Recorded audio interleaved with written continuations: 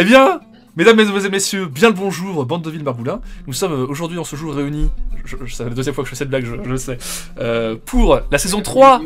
En même temps. Exactement. La saison 3 de The Witcher, la série Netflix. En compagnie donc de GIGN, de Eldar et d'un petit nouveau pour The Witcher, le chroniqueur. Bonjour messieurs.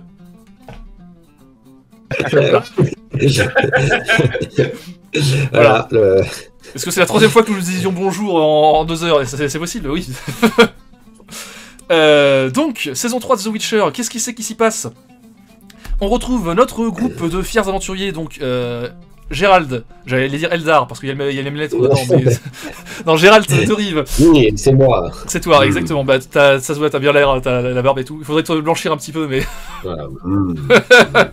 Donc Gérald de Rive, Yennefer de Vangerberg et Ciri de Sintra, qui sont en fuite, puisqu'ils sont poursuivis par à peu près tout le monde. Et la saison va consister à enquêter, déjà à fuir, et à enquêter pour savoir qui c'est qui veut enlever Ciri et l'arrêter. Bah, tout le monde, mais... Oui, mais qui est la plus grosse menace qui va enlever Ciri et pourquoi tout le monde va enlever Ciri, quoi. Est-ce un bon résumé? À peu près. C'est pas trop mal. C'est le même commentaire que j'ai à chaque fois. Bon. Donc, comme je dis, nous avons un petit nouveau. Alors, très très rapide, chroniqueur. Qu'as-tu pensé alors, déjà, comment as-tu abordé l'univers de Witcher? Qu'est-ce que tu en connaissais avant de commencer la série? En très vite. Alors, moi je n'ai jamais lu les bouquins, ça fait partie de la liste des livres que j'aimerais lire. Voilà, grande liste. Je n'ai jamais joué au jeu non plus, ça fait partie de la liste des jeux que j'aimerais jouer grande liste aussi. Bah, j'ai vu quand même la saison 1 et 2. Enfin, je suis pas... Oui, voilà, c'est ce que je... Voilà, que j'avais bien aimé. T'as commencé la... Voilà. Il a pas commencé par la saison 3. Voilà, c'est ça, c'est pas mal. Et donc, t'as bien aimé les 2 premières saisons? J'avais bien aimé les 2 premières saisons, alors... il est possible qu'après, en ne connaissant pas bien l'univers, je ne connais que par la série, il est possible que à partir du moment où je découvre l'univers, je révise mon jugement. Oui, je connais. Et j'ai bien aimé les saisons, j'ai bien aimé l'acteur qui porte la série. Je vois pas qui peut ne pas aimer Henry Cavill, je veux dire. Oui, Ouais. c'est vrai. Le mec fait des Warhammer, comment ne pas l'aimer? Très bien, donc voilà. Si vous voulez savoir, nous autres, quel est notre avis sur les 2 premières saisons et qu'avons-nous pensé, comment avons-nous abordé l'univers, allez voir nos précédentes vidéos. Voilà, professionnel toujours, petit lien vers les autres séries, etc. Chroniqueur, est-ce que tu avais vu la série spin-off Héritage du Sang? Non. Très bien. Non. Donc à noter. Très bien. Donc, petit tour rapide. Qu'avez-vous pensé de la saison 3, globalement? Bah, je peux commencer. Moi, perso, j'avais bien apprécié. J'avais toujours trouvé que c'était un petit peu dans la continuité, ça rentre un petit peu plus dans le sujet, pas mal de combats. Et puis... Non, au global, j'en ai un bon souvenir. Après, ça fait assez longtemps. Non mais c'est bon, ça va. 6 mois. Mais non, ça fait 6 mois, donc j'ai plutôt des vagues souvenirs de la série et j'ai plus exactement tout le déroulé en tête. Mais quand même, quelques scènes marquantes et qui restent bien en tête, que j'ai trouvé très très cool. Avec des petits changements de manière de filmer et d'appréhender. Notamment la scène du banquet, dont on parlera sûrement un petit peu plus, mais que j'ai trouvé très agréable.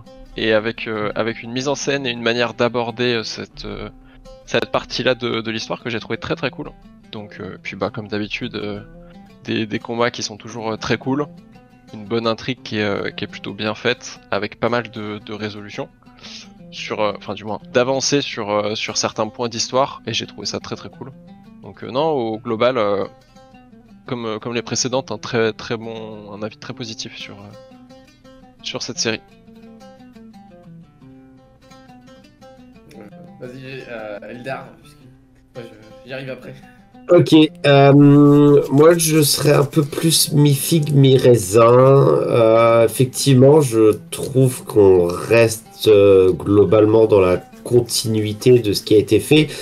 Mais justement, on reste dans cette continuité où la saison 1 était très bien, la saison 2 un peu moins bien, et la saison 3 un peu moins bien. Voilà. Donc, mais moi, je trouve qu'on est resté dans cette continuité, effectivement là. Il y a pas mal de moments où j'ai presque trouvé ça chiant. Passage dans le désert. Comme disait effectivement GIGN, ça fait au moins un an que la série est passée. Donc, non, mais quel est le Marseillais? C'est à peu près ce que j'ai dit. c'est vrai que je m'en souviens plus non plus dans les grandes lignes, oui, mais plus des masses. Là, j'ai relu le résumé rapide et c'est vrai que je suis arrivé à l'épisode 7, série dans le désert, j'ai fait oh putain, c'est vrai, qu'est-ce que c'était chiant cet épisode. Voilà, oui.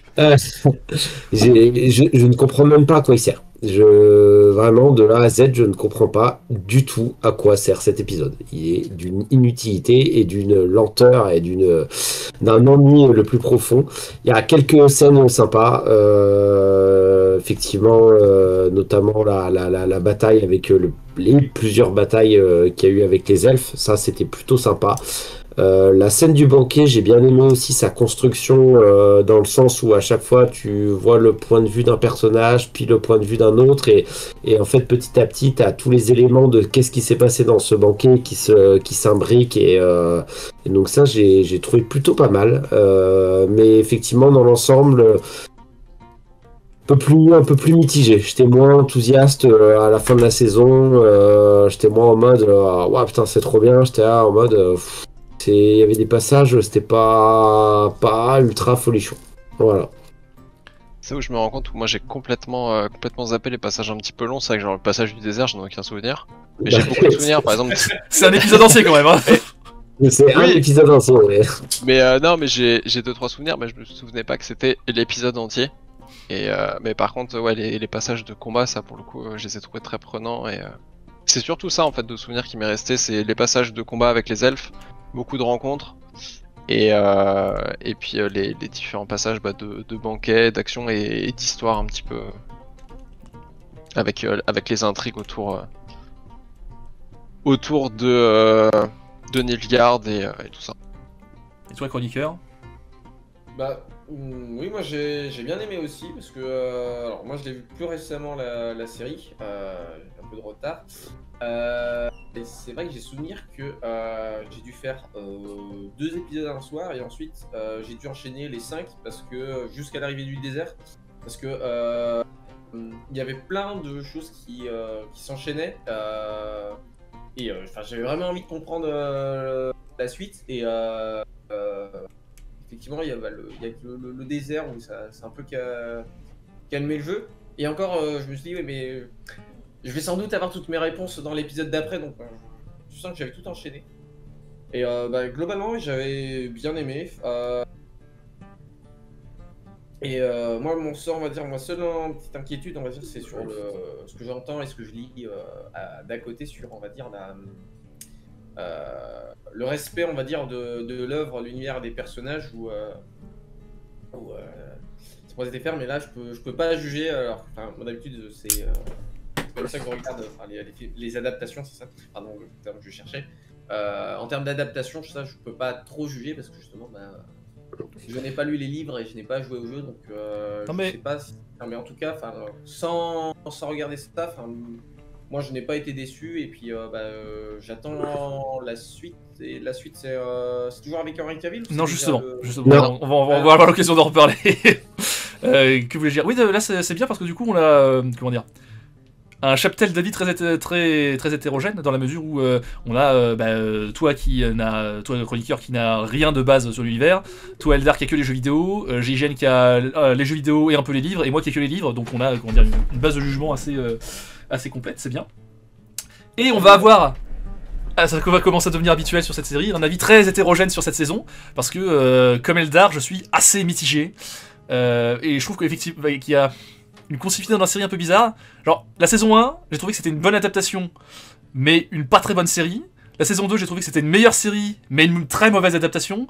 Et là, je trouve que c'est une adaptation bancale, et une série bancale aussi. Ça marche un peu, ça boite un peu sur ses pattes. Parce que, bah, du coup, comme on avait pu le dire dans la saison 2, ça s'éloignait beaucoup, beaucoup des livres. Et bah là, ça se voit qu'ils ont essayé de raccrocher les wagons. Et ça marche plus ou moins bien. Ils s'en sortent pas trop mal sur Oui, le raccrochage bah, de wagons. par exemple, on l'avait dit dans la saison 2 que ça allait poser problème que Yennefer soit en mauvais terme avec la confrérie des mages. Ils ont plutôt bien rattrapé le coup, je trouve, même si. Mais d'un autre côté, il y a beaucoup de trucs qui sont un peu torchés à l'arrache, genre hop, on le met sous le tapis, on n'a pas vu, c'est comme ça maintenant, démerdez-vous avec quoi. Ouais. Il y a du bon, il y a du moins bon. J'ai vu beaucoup de gens qui ont critiqué, notamment parmi les fans de l'univers, qui ont triquité, voilà, je sais bien parler la France, qui ont critiqué très durement la série. Je comprends, mais je suis pas total. Je vois quand même des points positifs dans cette saison 3. Voilà. Bon. J'ai une question par rapport à l'univers. Est-ce que les elfes, ils sont crétins ou pas? Les elfes sont toujours crétins, voyons. Quel que soit l'univers.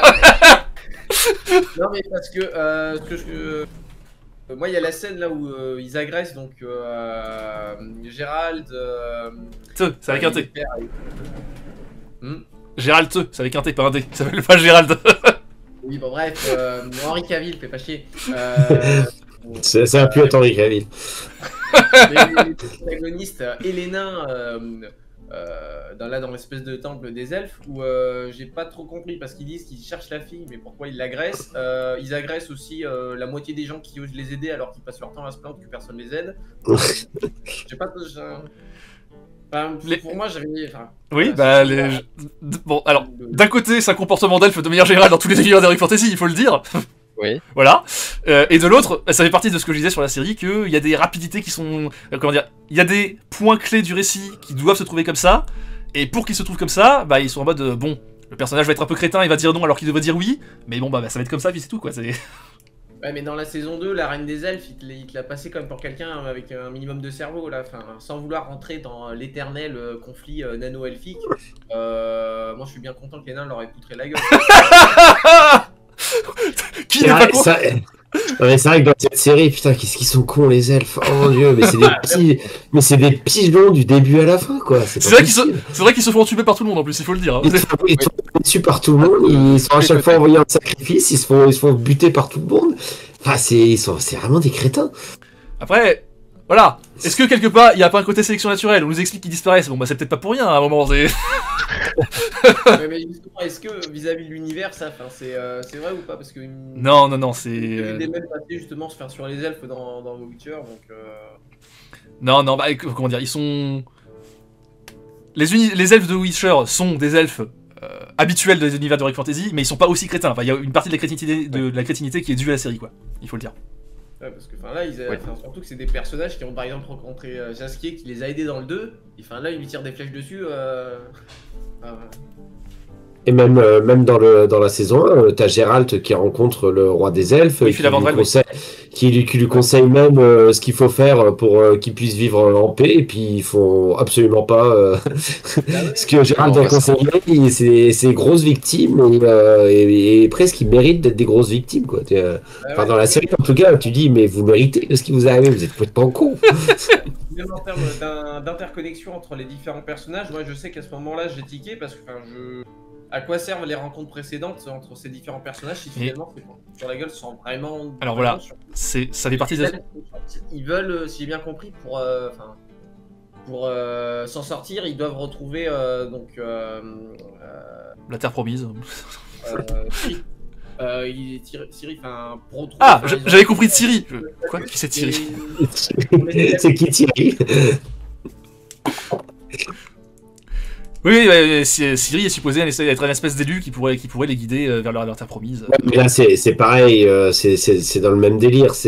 T'as la reine elfe qui a eu une vision par la vilaine sorcière de la saison 2 où c'était Ciri qui devait la sauver, et depuis elle est là, Ciri. Par un moment, elle se dit bon, on va peut-être essayer de mettre les choses au clair, réfléchir, comprendre. Non, il nous faut Ciri, et on va se faire pigeonner dessus par tout le monde parce qu'on veut Ciri.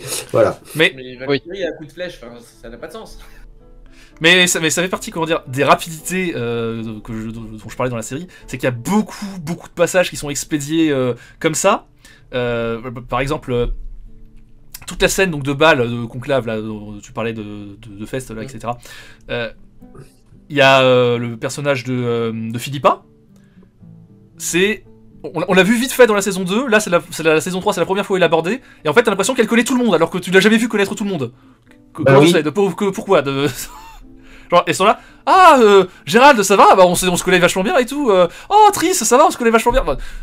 Oui, c'est la première fois qu'on te voit, t'es qui en fait T'es qui? Ouais, mais c'était un peu déjà dans les 2 premières saisons, enfin il y a plusieurs personnages, oui voilà, je connais quelqu'un, on va aller le voir, et puis... Oui, mais là, autant, et comment dire, il y a des interactions, je veux dire, ça peut paraître cohérent de dire, ok, ces 2 personnages se connaissent depuis longtemps, mais là, il y a un côté, genre, t'as l'impression que le personnage aurait dû être abordé dans la saison 1, genre, par exemple, quand Philippa, on nous explique que elle est très... ça y est, j'ai encore oublié son nom, c'est le personnage dont j'oublie tout le temps le nom, la prof de Yen. Tisaya. Tisaya, voilà. J'allais dire Triss, mais c'est Tisaya.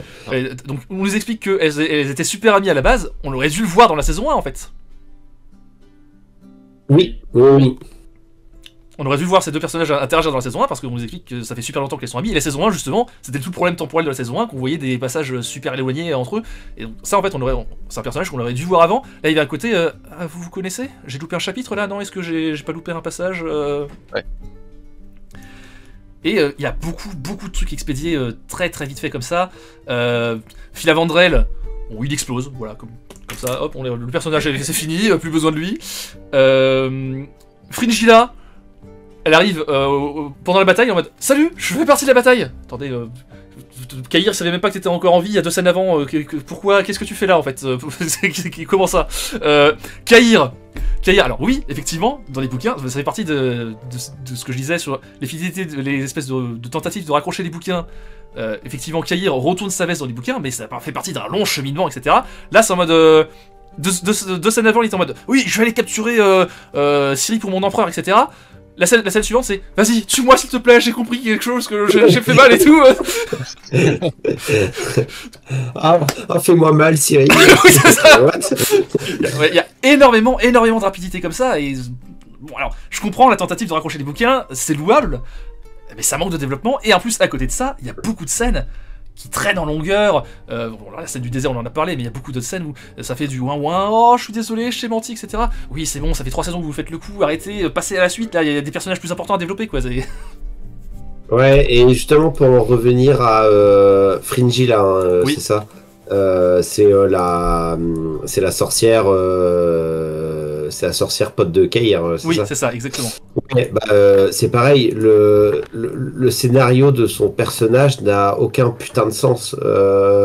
Bon, elle est mise à la base effectivement à une cour qu'elle voulait pas être. Au final, ça se passe bien, etc. Après, tout d'un coup, ça se passe plus bien. Après, au final, elle bute tous les généraux. Après, au final, t'as le vrai roi qui arrive et qui la met en esclavage goûteuse de vin. Elle s'enfuit. La première chose qui te viendrait à l'esprit, c'est de te barrer, quoi, de pas retourner à la cour où le roi il veut plus de toi. Oui. Et finalement, elle se rallie aux elfes, elle retourne voir le roi. Enfin, t'es là, tu te dis, mais putain, ça a aucun sens que t'as. Enfin, de ce que fait ton personnage, ça n'a aucun putain de sens. Mais voilà, c'est par rapport aux elfes qu'elle fait son retour en fait. Plus que par rapport à Nilfgaard. Ouais, mais Nilfgaard s'en bat les couilles des elfes, c'est pour ça que je comprends pas. Voilà, c'est ça. C'est le défaut de la série, c'est qu'on comprend pas. C'est exactement ça. C'est exactement le souci. Parce que en fait, les elfes, ça paraît en plus, là aussi c'est assez différent dans la série et dans le livre. En fait, dans la série, c'est abordé très rapidement que les elfes, c'est les Scoia'tael, c'est ça le nom des groupes d'elfes? Oui. Oui, Oui. voilà. Les Scoia'tael s'allient à Nilfgaard, dès la saison 2 on le sait. Alors que normalement, en fait, on le découvre que les elfes, dans les bouquins, on le découvre que les elfes sont liés à Nilfgaard depuis un moment, que à partir du moment où ils attaquent justement Aretuza. Et donc en fait, c'est une révélation. Ouais, ok. Et du coup, effectivement, l'alliance des elfes devient plus logique dû au fait que ce soit une révélation et qu'avant c'était un peu ambigu. Alors que là, du coup, tu te demandes effectivement pourquoi les elfes restent avec Nilfgaard. Non, mais là, de toute façon, dans la série, Fringilla, elle retourne à la cour juste, en fait, utiliser les elfes pour se venger. C'est vrai aussi. Enfin, C'est vrai aussi. oui, mais enfin, je sais pas, moi, ça me paraissait clair, enfin, une histoire juste de vengeance. Bon, après, Emir, il est un peu con pour. Enfin, ou alors il joue un très bon jeu, enfin, pour croire que ça. Enfin, que ça va fonctionner, quoi, mais. Après, pour le coup, Emir est plutôt bon dans la série. Effectivement, il joue un très bon jeu, même à la fin de la saison 2, quand il est en mode non, en fait, c'est moi qui ai tué le mioche, vous Ouais, essayez de me faire passer pour un con. C'est pour ça que j'ai metté une supposition, parce que j'espère qu'il est pas aussi con, parce que j'ai l'impression qu'il donne des secondes chances un peu facilement, je trouve. Après, c'est tout le principe de la flamme blanche qui est censée, comment dire, pardonner, ou voilà, bref. Ça fait partie du délire religieux, quoi, aussi. Mais, Ouais, un délire religieux un peu particulier. Oui. Ouais. Oui. Parce que, ok, il donne des secondes chances, mais la première chance, elle est brisée très rapidement aussi. Hein, mais après, bon, il y a aussi, faut dire aussi que la série a des défauts généraux de séries moyennes, quoi. C'est-à-dire, il y a beaucoup de, donc j'ai déjà dit, il y a beaucoup de longueur, beaucoup de trucs qui s'éternisent, beaucoup de non-dits inutiles, de petits mensonges, de dire oh je suis désolé, je t'ai menti, etc. Tout un tas de grandes phrases un petit peu vides de sens pour dire oh regarde, je peux faire des grandes phrases et tout. Oui bon, oui mais ça veut pas dire grand-chose. Beaucoup de ouin aussi, oh je suis désolé, ouin, j'ai fait ceci, j'ai fait cela. Bon, alors c'est un défaut général de série. Mais voilà, on a déjà, je sais plus dans quelle critique on avait dit ça, que moi j'ai le standard un peu Game of Thrones, c'est vrai que quand tu pars de Game of Thrones ça veut dire de tout en haut, et que dès que tu te descends un petit peu en dessous t'es en mode c'est moins bien. Oui mais en même temps c'est dans toutes les séries, voilà, si tu compares à côté de ça par exemple aux séries du Arrowverse, genre Flash, Arrow, etc. Bon, tout de suite c'est au-dessus quoi, mais bon. Oui, non mais c'est sûr que tout est une question de référentiel, enfin voilà, pour moi ça reste quand même une bonne série. Il y a tellement de trucs qui sont pires que ça. Oui, bah oui, bien sûr. Ça reste plutôt une bonne série, ça se regarde bien. Beaucoup d'incohérences par rapport à l'univers et j'ai le pressentiment que ça va pas s'améliorer. Oui, ça on va en parler. Mais j'ai envie de dire, ils ont au moins le mérite dans la saison 3 d'avoir essayé de raccrocher les wagons, de recoller à certains morceaux et d'essayer de faire les choses bien. Oui, non mais c'est vrai que ça donne un résultat qui est un peu bancal, mais qui pour autant marche plutôt bien. C'est vrai que du coup sur certains passages ça traîne plutôt en longueur, mais on a quand même des passages qui sont assez cool. Et il faut reconnaître au moins un point sur cette série, je trouve qu'elle, scénaristiquement en tout cas, scénaristiquement, plus dans la mise en scène de certains passages scénaristiques, qu'il y a des choses qui sont tentées. Notamment, on parlait de la saison 1 où en tant que série c'est un peu mauvais à cause de la mise en scène, mais parce que la mise en scène est une adaptation du bouquin. Oui, sur la temporalité, on avait dit que c'était un peu galère de s'y retrouver. Mais pour le coup, je trouve que c'est une bonne tentative. Au moins, ils ont essayé quelque chose. Et là, je trouve que c'est pareil avec certains passages où ils ont tenté de faire des choses un petit peu plus originales qui sortent de l'ordinaire pour casser un peu le rythme de narration et que ça soit pas trop long. Et je trouve que ça, c'est très cool. Après, c'est vrai que je suis d'accord pour dire que... Oui, notamment le banquet, où, comme je dis, c'est effectivement une très bonne mise en scène. Ça, on est d'accord. Je suis d'accord pour rejoindre ce que tu disais, GGN, que de manière générale, si on ne tient pas compte de l'horripilance de voir des défauts par rapport à l'adaptation, la série se suit très bien. Je veux dire, pour le coup, par rapport à la saison 1, où effectivement c'était un peu du... Il n'y a pas de moment, à part ce fameux passage du désert, on va en reparler, mais je comprends pourquoi. Il n'y a pas de trop de ventre mou, il n'y a pas de truc où tu te dis... Il y a quelques longueurs comme j'ai dit, mais ça va, c'est temporaire, ça s'enchaîne vite quoi. Mais j'ai envie de dire, ce genre de longueur, ça arrive aussi très souvent dans des séries qui sont un peu plus politiques, etc. Oui. Ou sur certains passages, parce que t'as forcément de la mise en place, et il se passe rien, il n'y a pas d'action, on parle, on met en place la situation, et voilà, on explique un petit peu les enjeux. Oui, ça crée, je suis d'accord. Ça crée très souvent de la longueur. D'autant que, ça nous permet de passer à notre point, cette saison se concentre beaucoup sur les complots, la géopolitique, etc. Il y a toute une phase d'enquête, etc. Et pour le coup, je trouve que c'est plutôt bien mis en place, notamment avec le personnage de Dijkstra, dont on avait déjà parlé un peu pour la saison 2. Même si, alors, toujours pas de carte. Il y a une carte à un moment, dans le tout dernier épisode, ils font un passage fugace au-dessus d'une carte. Tu sais, c'est qui est affiché sur le sol où il met ses petits châteaux pour dire voilà, là on a conquis, etc. Là j'étais en mode oui, enfin une carte où on voit quelque chose. Bon, c'est très rapide. J'ai eu le temps de juste voir où était situé Sintral et le truc, j'ai même pas eu le temps de lire le reste. Mais au moins il y a une petite passage de carte. Il y a une carte. Voilà. Et oui. Tu dis que parce que moi quand j'avais vu votre critique de la saison 2, vous disiez que Nistrak c'était un peu le maître stratège, enfin le complot, le Tsao Tsao, enfin l'univers de Witcher. Moi je trouve que dans la saison 3, il était pas si en haut du panier que ça. Enfin, j'ai l'impression que Philippa finalement a été dominé un peu. C'est vrai que Philippa prend un peu le dessus dans. Oui, c'est vrai. Oui. C'est c'est peut-être un des seuls personnages qui paraissait pas à sa hauteur.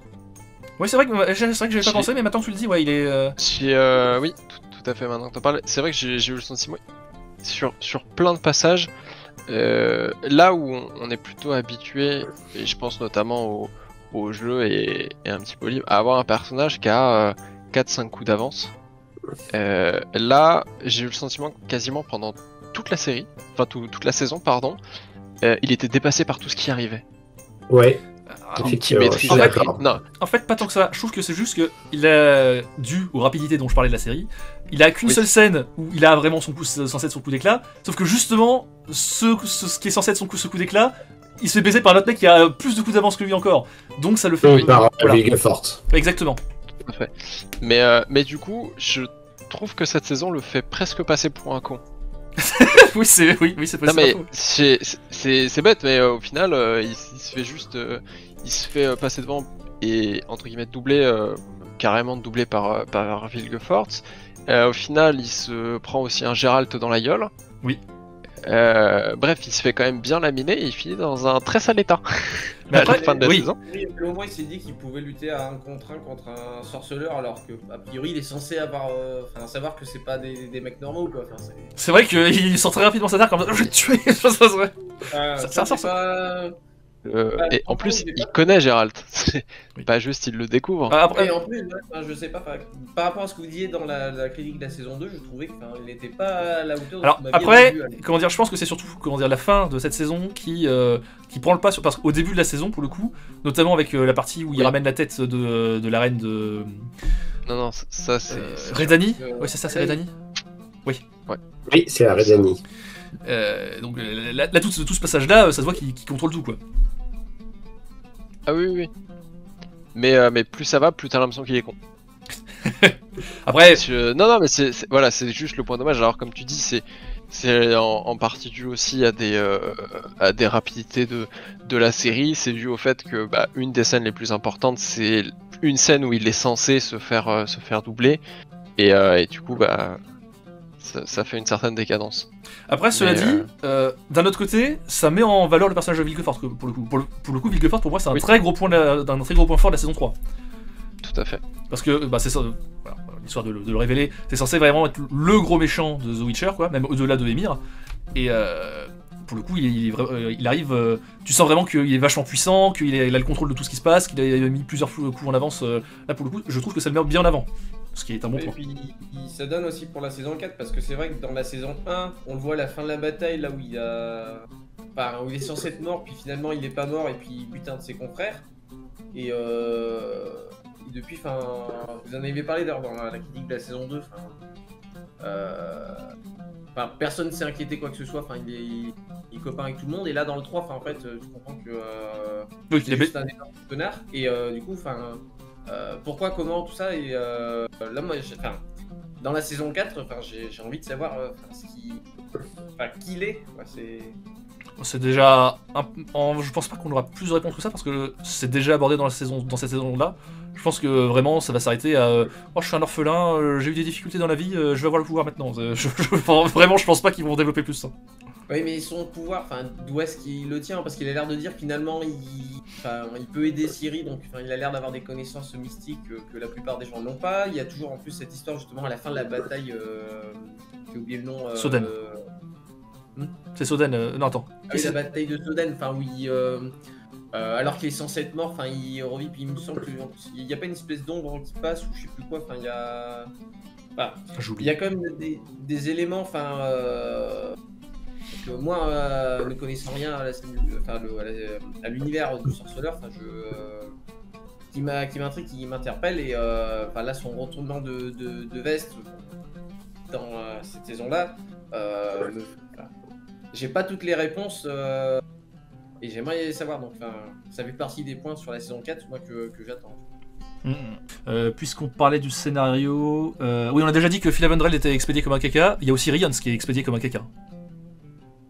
Oui, tout à fait. Qui monte un peu en puissance et en termes d'intrigue. Et au final. Ouais, il disparaît pendant 5 épisodes, il réapparaît pour le dernier juste pour se faire décapiter, puis c'est fini quoi. Oui. Et il y a aussi un autre personnage, alors pour le coup ça va, qui est un peu mis là parce qu'ils savent plus trop quoi en faire, c'est Istred. Oui, c'est vrai. Le Black qui rencontre Yennefer au début. Oui, absolument. Ok. C'est un personnage ultra secondaire dans les bouquins, et du coup ça se voit que là ils essaient de le garder un petit peu, tu sais pas pourquoi, et ça se voit que bon, on va le mettre là, on va essayer de le faire des trucs avec Triss, mais bon. Ouais, oui. Bon bah après c'est anecdotique, ça va, mais ouais. Bah oui, moi je trouvais qu'il était déjà comme ça dans les 2 saisons précédentes. Enfin, moins dans la Oui. saison, il y avait plus de rôle avec Yennefer, mais il fait ses petites recherches à droite à gauche. Bon, après, c'est toujours le problème avec le lien avec les elfes, où les elfes ils ont l'air d'avoir oublié. Mais, Ça... Ouais, que dire d'autre, j'en viens très vite fait aussi, donc on a déjà abordé un petit peu la question géopolitique. Je trouve aussi que si c'est une saison très portée sur le complot, l'espionnage, etc., il y a Dijkstra qui est là et qui est bien, mais je trouve qu'on ne ressent pas assez, parce qu'on nous explique que oui, tous les royaumes ont leurs espions, etc., tout le monde s'espionne dans Chien de Faïence, etc. Je ne trouve pas que ça se ressente beaucoup, qu'il y ait de l'espionnage de partout, qu'il y a que n'importe qui dans le bar peut être un espion, quoi.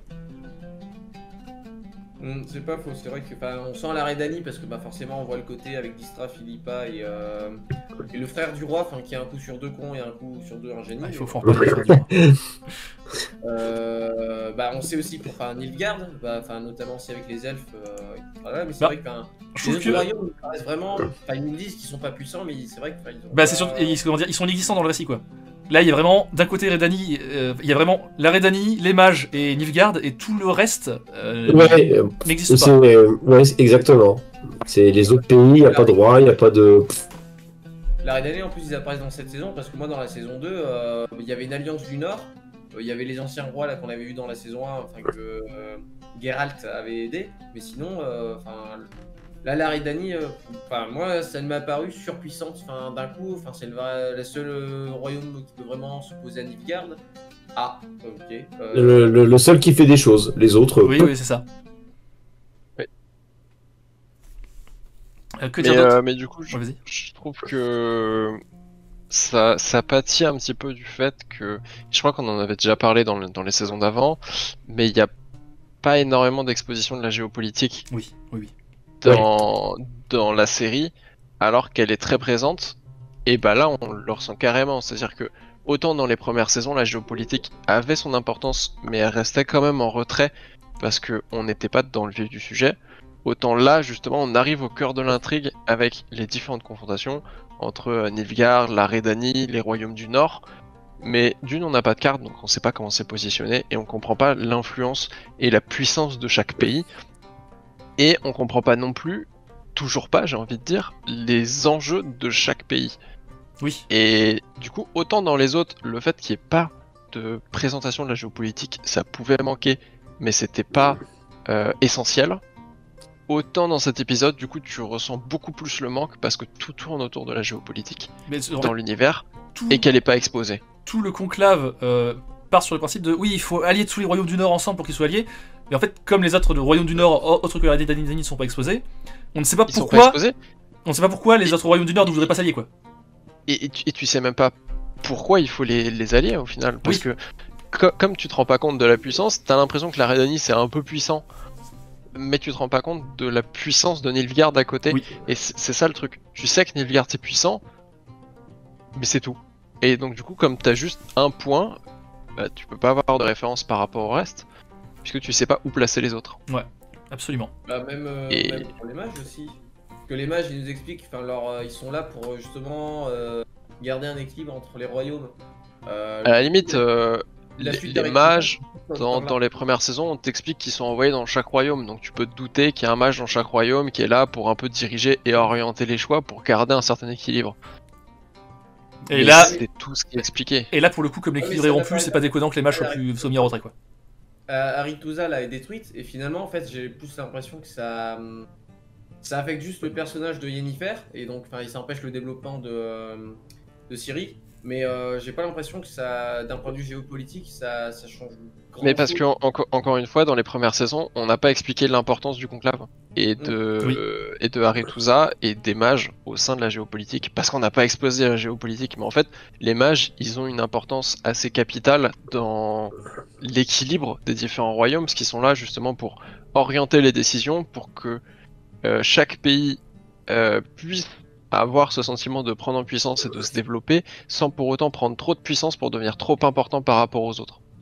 Et du coup, en fait, ce qui se passe dans les différentes saisons, c'est que Nilfgaard. Je l'explique avec une référence qui va comprendre. Le conclave des mages, normalement, c'est censé être un traité de Westphalie à lui tout seul. Et permanent. Oui, non, j'avais plus ou moins compris, mais comme c'est pas bien expliqué, c'est sûr que là, comme il n'y a pas d'explication de la géopolitique. C'est pas expliqué, c'est pas situé. Bah, oui, et puis l'importance du coup de la chute d'Arethusa, qui est censé être un élément majeur si c'est eux qui font un peu toute la géopolitique. Je trouve que ça se ressent moins d'un point de vue géopolitique, c'est plus, on va dire, pour le personnage de Yennefer qui a vécu là toute sa vie, qui va perdre la moitié de ses copains. Enfin, copains entre guillemets. C'est des bons copains, dis donc. Tu peux leur faire confiance, ceux-là. Et puis pour Ciri, c'est juste, on avait trouvé une solution pour l'aider. Finalement, cette solution, elle va pas fonctionner parce que il y a plus de milieu, quoi. Mais en termes de géopolitique, la chute d'Arethusa, ça m'a pas paru comme quelque chose de flagrant qui va changer la géopolitique, du continent. Mais ouais, ça du coup, c'est un des gros manques, je pense qu'on cite depuis la saison 1, c'est que pas d'exposition de la géopolitique, donc on a du mal à saisir les enjeux. Et c'est valable pour les mages, tout comme pour la position des différents royaumes. Et même, je dirais, là, un petit manquement qui commence à se faire sentir, c'est on a du mal aussi à saisir l'enjeu de Ciri. Parce que je trouve que tout ce qui se passe autour de Ciri, de justement la prophétie, elle est évoquée, ça en parle un peu, et on est à la saison 3, et on a toujours quasiment aucune info justement sur cette prophétie. Et donc en arrivant à la saison 3, on sait que Ciri est importante, mais on sait pas pourquoi. Ouais, tout le monde la veut, mais tu sais pas trop pourquoi. Tu dis ok, il y a pas d'explication. Ok, elle a des pouvoirs, bon, comme les autres mages, quoi, mais... Et du coup, ça donne cette impression que tout le monde est au courant de à quoi Ciri va servir. Sauf nous. Sauf nous. Sauf nous, oui, c'est vrai. Et c'est assez frustrant parce qu'il y a des évocations, notamment avec les rêves qu'elle fait sur la prophétie. On voit qu'il y a quelque chose. Il y avait les deux là dans leur baraque qui donnaient des infos. Oui, qui sont tués par Jens, oui. Exactement. Eux, ils ont des infos, etc. Tu sens qu'il y avait un début de donner des informations, qu'il y avait un début de quelque chose pour avoir plus d'infos sur la prophétie, pour aider Gérald, Ciri et Yen à avancer, je dirais, dans cette voie-là. Et ils se font buter, sans avoir rien donné, ni aux méchants, ni à Gérald. Et du coup, voilà, c'est un des points pour moi qui manque, c'est le développement de la partie prophétie et importance de Ciri. Ça va être un des plus gros manquements et il faut vraiment qu'il se rattrape là-dessus parce qu'il commence à prendre du retard. Je suis d'accord. Et ce qui me permet de faire une petite... C'est clair, pourtant. Nilfgaard, il veut parce que c'est pour... Oui, mais lui c'est parce que c'est sa fille, oui d'accord, très bien. Voilà, les elfes c'est parce que c'est leur salut. Mais pourquoi c'est leur salut? Qu'est-ce qu'elle est censée faire pour eux, quoi? Comme disait Eldar, les elfes ils se basent juste sur une vision que la sorcière leur a donnée. Non, c'est le mage qui leur donne. J'ai retrouvé dans un texte, je sais plus quel nom elfique et tout, et puis elle, ça lui parle en fait. Il y a dans la saison 2 là, le mage, le copain d'Yennefer, Israël. Les elfes, là, et puis oui. leur dit, en fait, Ciri, c'est ça justement l'information qu'il a trouvée là. C'est du sang ancien. Ah oui, c'est. Oui. Tout à fait. Ça c'est la saison 2 qui l'aborde un petit peu, mais c'est pas plus développé que ça, et je trouve ça dommage. Parce que il y a toute la chasse sauvage qui commence à être bien mise enfin qui est un peu mise en avant. D'ailleurs, Parce qu'elle apparaît pas mal d'ailleurs. contrairement à ce qu'on pensait, ce sera du coup plus pour la saison 4 que pour cette saison-là. Mais au moins elle est abordée. Ça Oui. c'est plutôt cool. C'est abordé, il y a quelques confrontations avec la chasse sauvage. Le spin-off du coup est plutôt cool. Parce Mais, que tu vois, ça. C'est ce que j'avais dit, c'est que vraiment pour moi le spin-off a été fait pour mettre en place des éléments pour cette saison 3, je trouve. Mais et du coup ça fait bien le taf. Alors, oui, même si il faut le dire que ils se sont bien rendus compte parce que de toutes les histoires de monolithes, etc., c'est un truc qui a été inventé par les séries, genre ça n'existe pas du tout dans les bouquins. Et je trouve que ça se voit qu'ils en ont pris conscience que bon, c'était peut-être un peu une connerie, qu'ils savaient pas trop quoi en faire, donc ils en parlent plus trop, tu vois. Oui. Il y a juste quand la tour explose à la fin, c'est Dolbatana la tour. Je crois, oui. Bon, quand la tour explose à la fin, Oui. tu vois qu'il y a un de leurs monolithes à l'intérieur, tu vois qu'il reste juste cette grande colonne noire. Ils font la cohérence. Voilà. Encore heureux. Et donc en fait, si t'as vu le spin-off avant, tu fais ok, très bien, je comprends ce que c'est, mais tu sens que on va le mettre sous le tapis et plus trop en parler quoi. Mais du coup, non, la prophétie, enfin, du moins, l'importance de Ciri pourrait être un peu développée parce que c'est juste des bribes de trucs à droite à gauche. En Et, fait, ça va en parler, mais tu sais pas pourquoi. Voilà. Mais c'est pas mis en avant. Ouais, mais est-ce que justement c'est pas parce que finalement Ciri, Geralt et Yennefer, ils en savent pas plus non plus. Donc est-ce que c'est pas parce que pour nous, nous spectateurs, d'avoir le même point de vue que tous les trois héros principaux. Alors j'entends l'idée, mais du coup on comprend quand même pas. Enfin, ça manque. Comment dire. Ça nous met un enjeu de moins sur la chose parce que du coup tout ce qu'on comprend c'est que tout le monde veut Ciri, on ne sait pas pourquoi, mais ça. on a l'impression qu'on devrait savoir pourquoi. Donc, je sais pas, la plupart des gens qui veulent buter, notamment les mages, c'est parce que elle leur fait peur quoi, mais sinon parce qu'elle est surpuissante, ça c'était. Oui, mais on voit pas vraiment qu'elle est surpuissante quoi. Et il y a un ou deux moments où elle crie et ça fait des choses, mais à part ça. Ouais, mais c'était il y a 2 saisons déjà. Ouais. Voilà donc. Ah ouais, voilà, c'est pour ça. Du coup, d'autant plus qu'il commence à aborder la chasse sauvage et que la chasse sauvage a énormément d'importance par rapport à Ciri. Il faudrait pas qu'il développe la chasse sauvage sans développer Ciri à côté. Il faut Mais vraiment que les deux commencent à avancer en même temps. Voilà, c'est ce que j'allais dire. Je pense que dans la saison 4, ils vont développer les deux en même temps. Parce que je vois pas comment ils peuvent faire autrement en fait. Voilà, je vois pas non plus. Mais il faut. Oui, Il effectivement. faut parce que sinon ça va créer encore plus d'incompréhension sur l'histoire. Parmi les incompréhensions aussi, j'en profite aussi pour accrocher les wagons par rapport à Ciri. Je trouve aussi que la relation Ciri et Yennefer, qui est quand même une relation un peu essentielle, c'est le trio principal de personnages, est très très expédié. Il y a tout le premier épisode où j'étais content, parce que pour le coup le premier épisode est vraiment commence à bien mettre en place une relation, etc. Une relation à la fois mère-fille et élève-apprenti.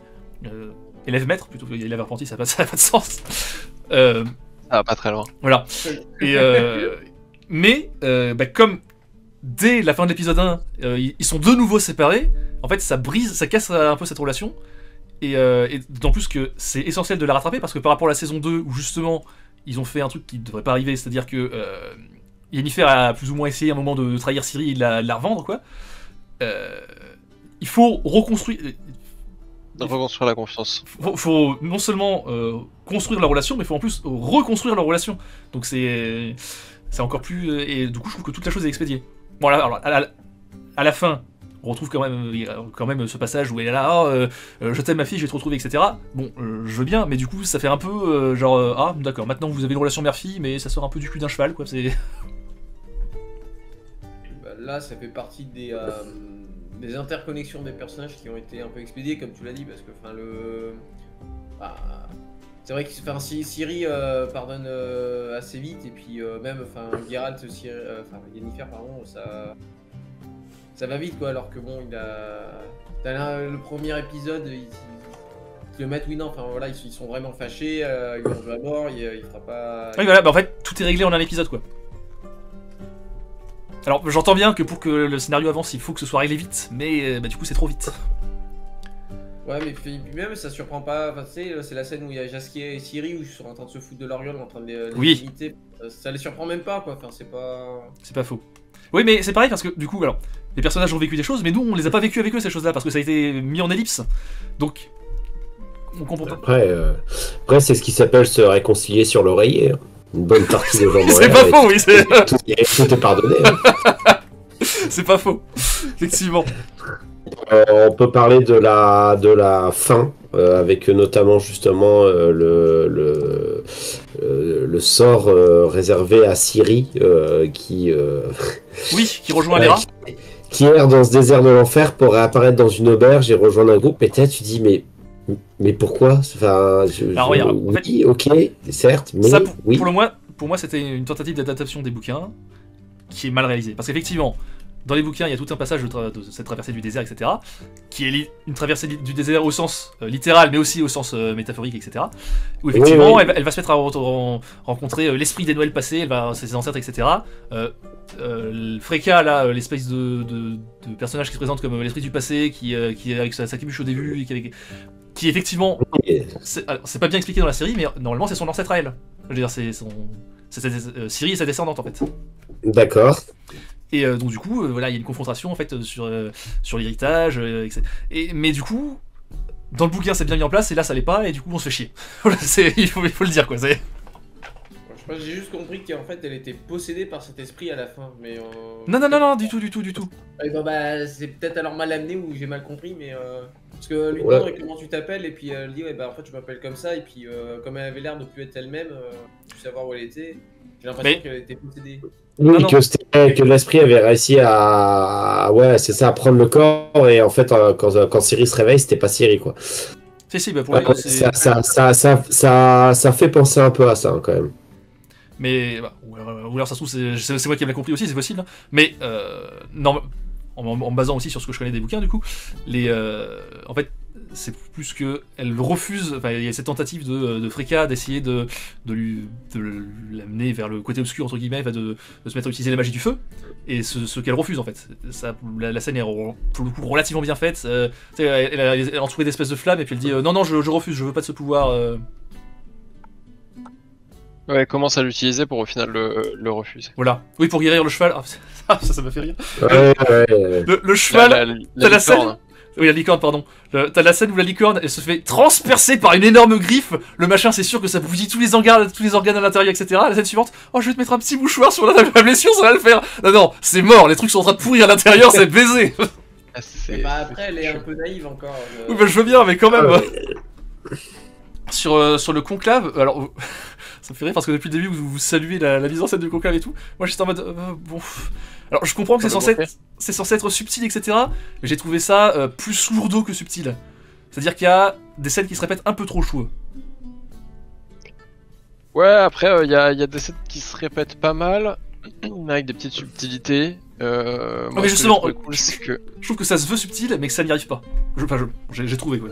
Ah, alors, j'ai pas dit que c'était subtil, j'ai dit qu'il y avait des subtilités. Ah oui. C'est-à-dire que d'une scène à l'autre, il y a des petites modifs.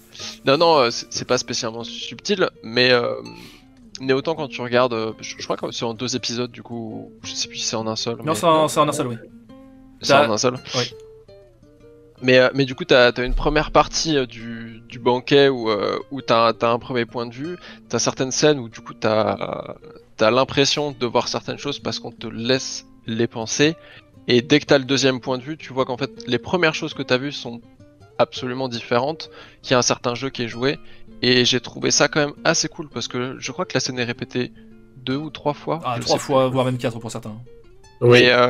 Mais à chaque fois, t'as des points de vue différents, ça te Oui. rajoute des petites choses, ça Oui. vient t'éclaircir des scènes qui te paraissaient pas claires, et même si effectivement, il y a pas forcément, il y a certaines choses que tu peux deviner au bout de la 2e ou 3e fois avant de voir les autres. Ça reste une bonne mise en scène, je trouve, puisque c'est un peu de renouveau aussi dans la cadence de la série. Oui, ça met en haleine, effectivement, je vois ce que tu veux dire. Ça met en haleine, ça met un peu de fraîcheur, et j'ai trouvé ça très cool personnellement. D'autant que si je dis pas de bêtises, la scène du banquet, c'est le premier épisode de la deuxième partie. Oui, c'est ça, oui. Moi j'ai tout vu défiler. Et Oui, donc du coup tout à ça relance proprement aussi la deuxième partie quand tu la regardes. Là où la première saison commençait par un massacre finalement. C'est-à-dire un combat mais c'est une exécution.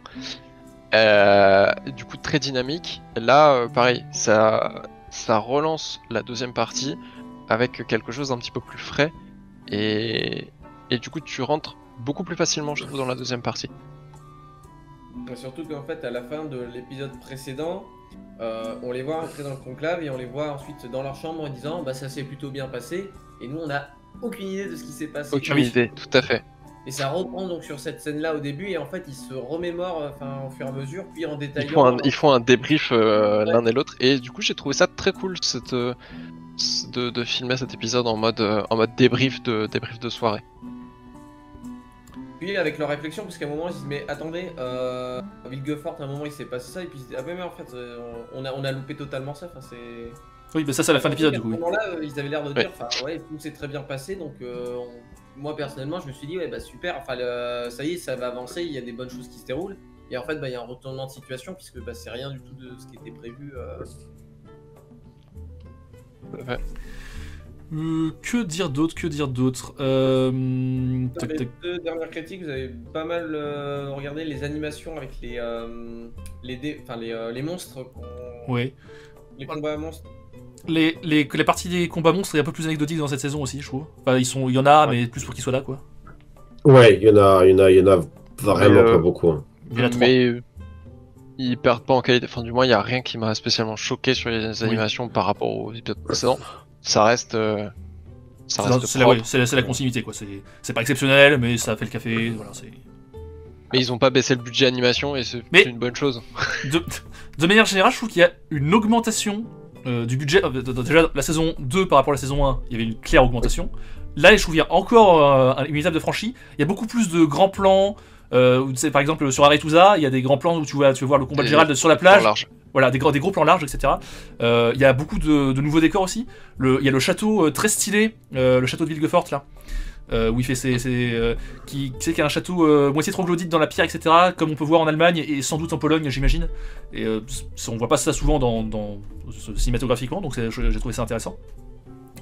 Par contre, il y a d'autres trucs. Il y a un truc où je me suis dit, notamment, comment ça se fait. La musique. Où est passée la musique ?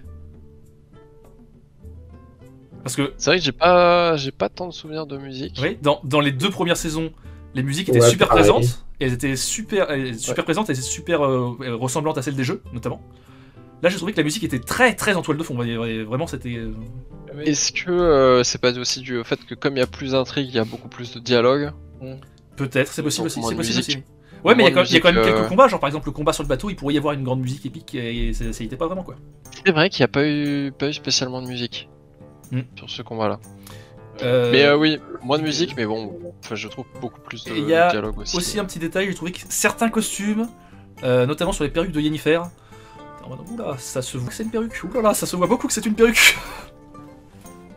J'avoue que ça, j'y ai pas du tout fait gaffe. Bah, notamment sa tenue pendant le conclave, ça se voit beaucoup que c'est une perruque, c'est vraiment, je n'ai vu que ça. C'est pas impossible, mais j'avoue que j'ai pas du tout fait gaffe à ça.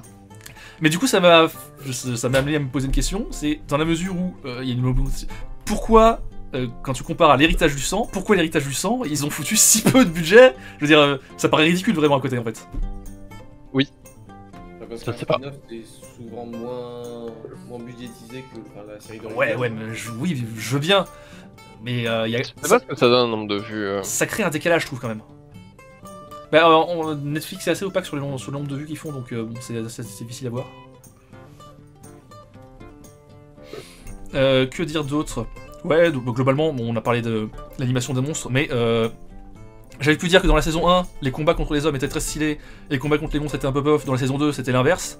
Là, je trouve que les combats sont bien égaux, genre les combats contre les humains sont revenus bien violents, bien puissants, notamment, tu l'as dit, le combat d'introduction du premier épisode, qui est une boucherie qui est fantastique. Ouais. Et le combat contre les monstres aussi, voilà, ils tiennent la route, il n'y a pas de... J'avoue que le premier combat est sympa parce qu'il te remet direct dans l'ambiance. Tu refais les nouvelles saisons de The Witcher. Il arrive, t'as 3 pecnos qui arrivent qui se font éclater là. Tu fais ah, ça c'est bien ça. Ça, ouais. Très dynamique, quoi. Ouais, c'est ça. Après aussi les combats contre les monstres, là du coup c'est plus Henry Cavill aussi qui fait là, c'est l'actrice de Freya Allan, je crois. Freya Allan, ouais, c'est ça. Donc peut-être aussi qu'elle a moins l'habitude du coup de ce genre d'exercice, donc c'est peut-être pour ça aussi qu'ils sont pas transcendants, parce que c'est plus elle finalement qui affronte les monstres. Ouais, ça m'a pas choqué. Oui, et en même temps. Puis en même temps, elle a un bon niveau finalement en termes de Oui, voilà, personnage. c'est ça. Il y a moins de fluidité, mais d'une, elle est pas sorceleuse, et en plus, elle est en cours d'apprentissage. Donc, Oui, c'est vrai. pour le coup, le fait qu'il y ait moins de fluidité, ça me paraît cohérent. Oui. En fait, ça m'aurait plus paru étonnant qu'elle ait autant de fluidité et de vitesse que Geralt. Oui, je suis d'accord. C'est pas faux. Je suis d'accord. Oui, histoire de le dire aussi, bon là je suis obligé de le dire à chaque fois, mais pour le coup, ils ont éclaté tous les records. Il y a les Netflix souris habituels. Vraiment. Alors, attends. Il y a le Yell, l'utilisation du Yell pour un mioche. Je n'en pouvais plus, putain, j'ai dû mettre l'épisode en pause. Ils ont pas osé faire ça, ces connards là. J'ai aucun souvenir de ça. Mais c'est dans l'épisode 2, je crois, quand t'as Yennefer qui va voir sa pote mage pour ouvrir un portail pour aller plus vite là. Et Oui. t'as un espèce d'esclavagiste qui arrive avec un mioche et qui est en mode Yel va comprendre ce que ça fait de faire je sais pas quoi là. Bon alors cela dit, bon, ça, on habitue avec les woke, bus contre leur camp parce que du coup les gens qui utilisent le mot Yel visiblement sont des gros pervers libidineux esclavagistes. Bon bah voilà, il faut le noter. Mais bon. Donc il y a ça, il y a un personnage féminin qui dit oh ma femme m'a dit oui bon, c'est bon on a compris ouais, très bien. Jasquier, alors oui, on a dit qu'il fallait, j'avais dit qu'il fallait parler de reparler du personnage de Radovid. Radovid normalement c'est pas du tout le frère c'est Vizimir, le roi de Rhénanie. Oui, tout à fait. C'est pas du tout son frère normalement, c'est son fils et il est censé avoir 10 ans. Et c'est sûr à 1000% qu'ils en ont fait le frère avec un âge mature juste pour qu'il devienne pété avec Jasquier, c'est sûr et certain. C'est sûr. Ça m'a cassé les couilles. Et pareil, il y a tout un tas de oh ouin ouin, le patriarcat, les hommes qui nous dominent, on est persécutés par le système. Oh c'est bon. Ça me saoule, mais ça me saoule. Et là je trouve qu'ils ont vraiment explosé tous les records dans cette saison. Et du coup, le personnage de Radovid, ils l'ont totalement inventé finalement, parce que Non, il est pas. C'est réécrit plutôt. Ah non, Oui, il réécrit, enfin, il y a 10 ans, enfin. réécrit, oui, Il est mais beaucoup, pas beaucoup inventé. réécrit. Ouais, non, ça veut dire qu'à 10 ans, parce que des fois, il a l'air de dominer. Enfin, le... Ah, il est beaucoup plus mis en avant que dans les bouquins, oui c'est sûr. C'est. Ouais, d'accord, ok. Mais après, bah du coup, Non, non. comme il devient après le roi de Rhénanie, ça permet à Dijkstra de justement mieux mettre la main dessus, de mieux le manipuler parce que bah, c'est un enfant justement. Ouais, mais du coup, là, ça paraît pas, parce que justement, Dijkstra, il a l'air de pas du tout le cerner dans. Oui. Donc, ok. Bah plus que de pas du tout le blairer surtout. Mais voilà, mais bon, c'est à peu près tout ce que j'ai à dire. Alors mais, du coup, bah, à moins que vous avez d'autres choses à dire peut-être. Bah, du coup, j'accepte, par contre, c'est vraiment le stéréotype du bard qui couche avec tout ce qui existe, ou c'est. Tout ce qui est gis de féminin. Oui. Mais c'est oui. Et je crois même, il touche à tout, hein, de base. Je T'es suis sûr? pas sûr que dans les livres déjà ça soit précisé. Bah si, c'est un Ouais, il a coureur un de jupon dans les personnage qui bouquins. est- Ouais. Mais ouais. Mais oui, non, de base, Jasquier, il est plutôt bien représenté. Ouais. Non, mais du coup, pour conclure, on va passer sur la note fatidique qui est qu'attendre de la saison 4. Beaucoup de choses. Ouais, oui, mais. Non, c'est La, là où... la reprise. La reprise du rôle. Alors- Déjà, la reprise du rôle... Même si Cavill va manquer, c'est sûr, a priori, Liam Hemsworth est compétent aussi, quoi. Oui, ça va. Ils ont pas pris n'importe qui. Oui. Non mais c'est ça, ils ont pas pris n'importe qui, donc disons qu'il y a un bon espoir. Pour autant, ça reste pas le même acteur. Et il faut qu'il garde une cohérence dans la gestion du personnage. Oui, C'est-à-dire que, parce que, bah, Henry Cavill avait quand même très bien ça le personnage de il a Geralt. un charisme Ouais. naturel qui sort en plus, donc. Ouais, c'est clair. Il a la gueule pour le boulot. Oui, hein. oui. Non, le rôle il est parfaitement. C'est vraiment dommage qu'il s'en aille, mais. Mais, bah, alors, Mais- je comprends, en vrai, vu les changements qu'ils ont fait par rapport au bouquin, je comprends que ça lui ait pété les couilles, tu vois. Si t'es fan des Voilà. bouquins, je comprends. Oui, lui qui est très carré sur effectivement Donc, le respect de l'œuvre initiale. Voilà. Ah, mais justement. Donc on verra bien ce que ça donne. Là Ouais, où c'est un peu inquiétant, parce que c'est moi, pas mal, c'est quand même que l'autre acteur a quand même une bonne tête aussi. Pour le faire, maintenant il faut qu'il arrive à garder la continuité de ce qui a déjà été fait avant. Et donc, moi, ça va être assez déterminant. Si la passation se fait pas correctement, je pense que ça va être compliqué pour la suite de la série parce que ça va créer la plus grosse incohérence du coup de Ouais, l'histoire. Je suis d'accord. Tu voulais dire qu'on est fait? Même en termes de scénario, moi de ce que je comprenais, c'est que c'est Henry Cavill qui portait un petit peu la série sur ses épaules finalement, donc qu'il rajoutait sa part dans la construction du scénario, donc ok, le Liam Hemsworth, il a peut-être le physique, la carrure, l'acting, tout ce qu'il veut, mais il a peut-être pas cette connaissance de l'univers qu'avait Henry Cavill. Et Mais après, qui portait, Henry Cavill, il s'est barré justement parce qu'on lui disait non, mais ta gueule, on sait C'est ce ça. que c'est, donc. Il portait, oui et non. Sur l'épisode 1, enfin sur la saison 1, pardon, je crois qu'il a eu justement beaucoup d'impact. Oui. Sur les autres saisons, je crois que plus ça allait et plus ses choix étaient. Enfin, plus ses demandes, du coup, étaient critiquées. Et en fait, sur la saison 3, je crois que le tournage a été un calvaire. Parce Oui, que désolé. c'était. Les équipes de tournage de Netflix, ils sont en mode oh, Henry Cavill c'est un gros enculé, il arrêtait pas de dire des trucs et tout. Bah, super. Et en fait, il y avait énormément. Finalement, il y avait beaucoup de confrontation entre les scénaristes et le tournage et ce que voulait Henry Cavill. Donc au final, ça participait pas forcément non plus à des bonnes conditions de tournage. Oui. Oui, c'est sûr. Oui, mais du Donc coup, voilà, ce qui a- à voir ce qu'ils vont faire de la série. Alors, la présence d'Henry Cavill permettait effectivement une meilleure adaptation dans le sens où il y avait plus de rapprochement avec les bouquins et le vrai univers. Maintenant, même si avoir une bonne adaptation c'est cool, il faut pas que ça se fasse au détriment de la série. Oui.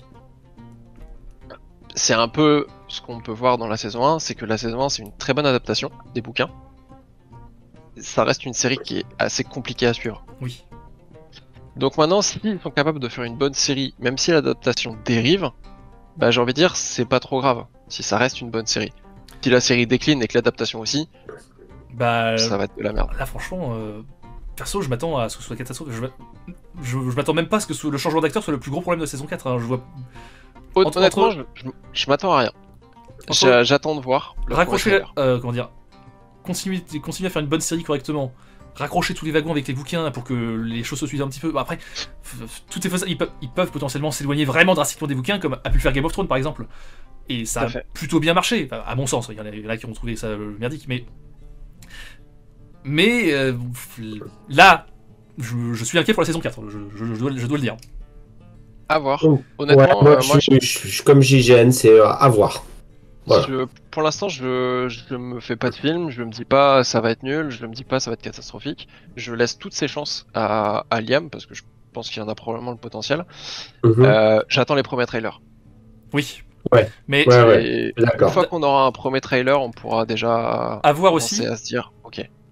est-ce que vraiment la saison 4 se fera pour de vrai? Parce que il y a vraiment. Je crois qu'ils ont commencé. Ah ouais?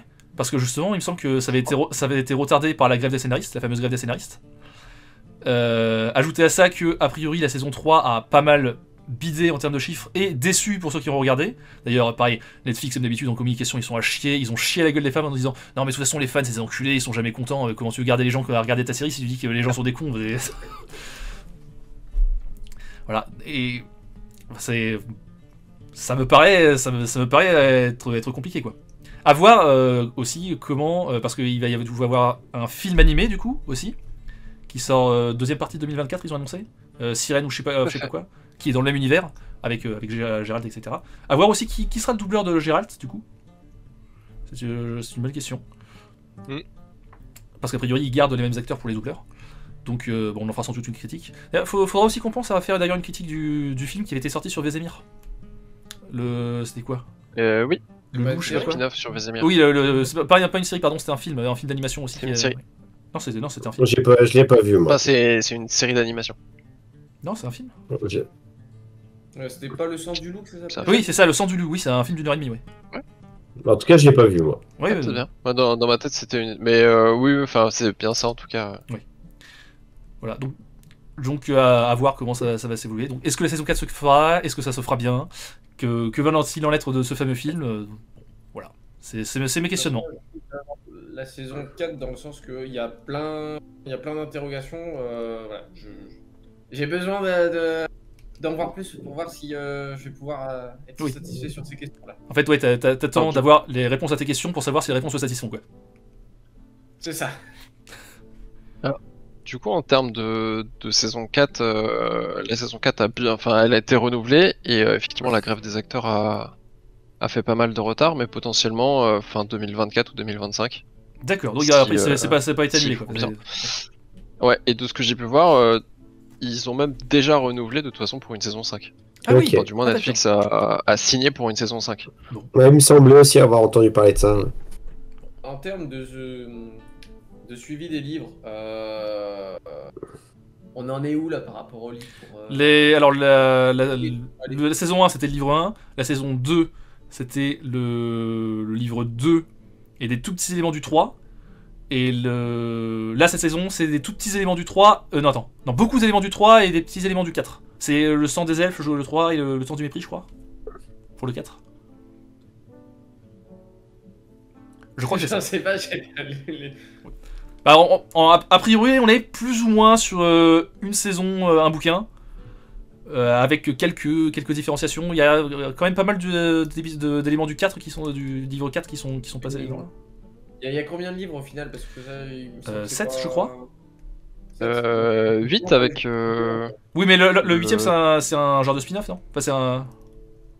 Ouais, enfin, je crois qu'il se place un petit peu soit au début, soit à la fin, je sais plus où Ouais, il se ouais, place, mais... Ouais, c'est un petit... Ouais, d'accord, donc finalement, Un en petit fait, on est spin-off. qu'au milieu de tout, mais pas. Et. Ouais, Encore une fois, ça va dépendre de comment il gère, il gère la fin des bouquins, parce que Ouais. je crois que la saison 1, c'était plus ou moins le premier livre et un peu du deuxième. Donc voilà, si sur des saisons, ils font 2 bouquins, ça peut se finir en 2 saisons. Ah, je pense pas en vrai. Pour moi, ils auraient au moins besoin d'atteindre une Ah non, saison 6. Non, non, Non, mais je veux dire, parce que oui, oui, non, mais oui, là, il y a je vraiment pense qu'il en faut plus que ça. des petits Mais, bouts du 4, du livre 4, et donc. Enfin, on n'est pas encore sur le livre 4, quoi. Là où la saison 2, pour le coup, on abordait beaucoup d'éléments du livre 3. Tout à fait. Non, mais voilà, en fait, ça va beaucoup dépendre de comment ils gèrent les saisons 4 et du coup potentiellement 5